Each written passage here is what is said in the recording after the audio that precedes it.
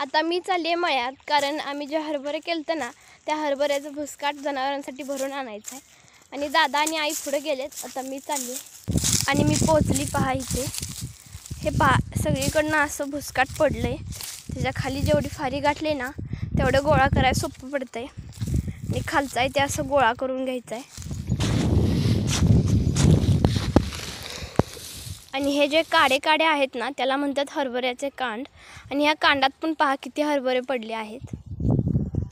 तर मी चालले मोत्याकड आणि मोत्याना रस्त्याच्या गाड्या अडवतोय म्हणून त्याला बांधले. पाहतो आता कसा करत आहे.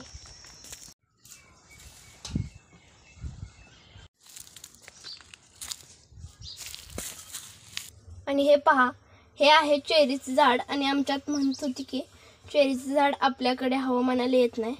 पहा कसलं भारी आले. आणि त्याला एकदा शेळीने खाल्लेलं तरी पण एवढं फुटून आले बघा. तर मित्रांनो, पुन्हा भेटू अशाच एका व्हिडिओमध्ये. तोपर्यंत जय श्रीराम, बाय.